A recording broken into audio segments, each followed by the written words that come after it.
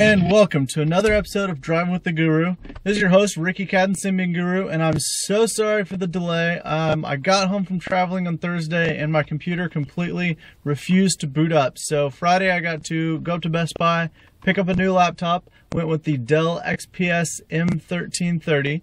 I'm really excited about it, but in any case, it definitely delayed Driving with the Guru because I didn't have any video editing abilities there.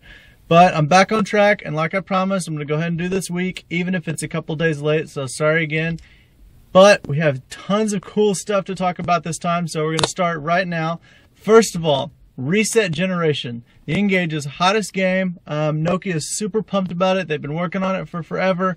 It used to be called Project White Rock. And it was previously made available to File Planet users, and it's now open to anybody. You can play single player on the web, so you can't play on your phone yet, but you can play just on your desktop or whatever in a little Java window, and it's kind of cool. There's a couple things that I really like about it. The first one is it's set up in the frame of a Nokia N81, and the only buttons that you can use on your keyboard, it doesn't use mouse at all. The only buttons you can use is the control button, the shift button, and up, down, left, right, the little D-pad. So that's going to translate immediately to the phone, which means that the gameplay on the computer is going to be exactly identical to that of the phone. Really impressed with that. They did that very well. Overall, the game's kind of cool. It gets a little bit old to me, and obviously there's a very limited version of the game, so without playing the full version I really can't say anything. But it just seems like it might not be that much fun after, say, an hour or so. I don't know.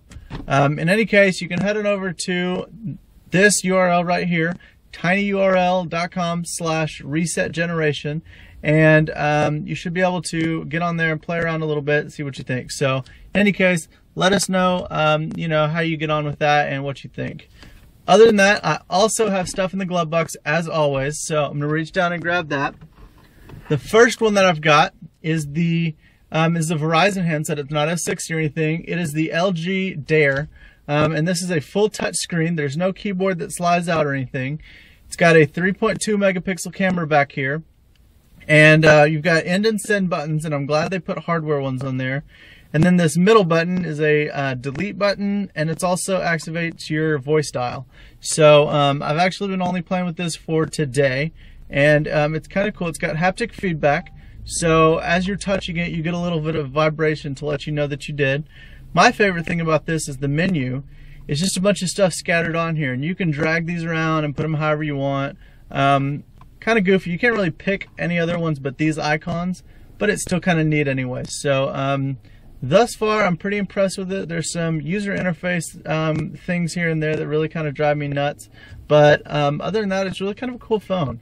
So I'm excited to see this. One thing I've noticed though is because it's haptic feedback, I guess, the vibrator in the phone, you can feel it when you like hold it in your hand and kind of bounce it a little bit. You can feel like the spring in there or whatever, and that kind of bothers me. But other than that, I really am looking forward to playing with this phone quite a bit. So more to come on that soon. And other than that, I think I'm calling somebody.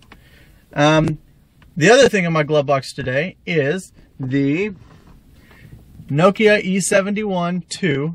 This is the US 3G version in dark gray, or gray steel, I'm sorry, excuse me. This thing is disgustingly thin. And I will have some comparison pictures up on Symbian Guru soon. It's got the 3.2 megapixel camera back here with autofocus and a little LED flash here.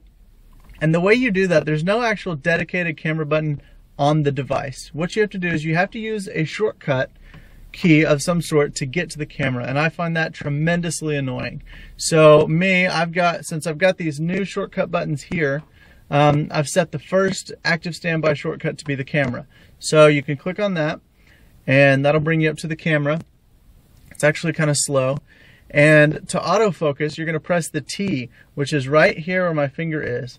It sounds kind of random, but it's actually pretty well in there, and you just press it once, you don't have to hold it, and it focuses, and then you press the middle button to actually snap the picture. So kind of cool. Got a picture of my neck and ear here, so I'm going to delete that. It does actually have Share Online built in, and it supports the location tagger, which is available in the beta labs. So you can do full geotagging with the phone, fully integrated and all that kind of stuff, but it is a little bit of a download for you. Other than that, the most important thing that I did with the Nokia E71 when I pulled it out of the box was to find a theme that would replace those ugly buttons. So, or icons, I'm sorry. So I've got one here, and this one, I don't remember where I found it, but I'll be sure to host it up on Stimmy Guru. I'm going to have a whole post with themes that you could use on the E71 or E66 if you absolutely hate it. There's an icon pack called Flayhorn, and I think it's actually the guy who made it is Flayhorn, and a lot of themers are using these now. Themers who watch Driving with the Guru, please, please, please, please make more themes, not using default icons, but using Flayhorn's icons, because they look close enough to default, but on phones like the E71 and the E66 where you have these ugly gray things, they will replace those. So themers out there, and please, if you've created one, please let me know, and I'll definitely be sure to check it out, and if I like it, I'll definitely feature it, or if I don't like it, somebody may. So in any case, that's the E71 so far. We've got a micro SD card slot here, and I pulled the 8 gig out of my N95-3 and popped it right in here. No problems whatsoever. So big fan of that.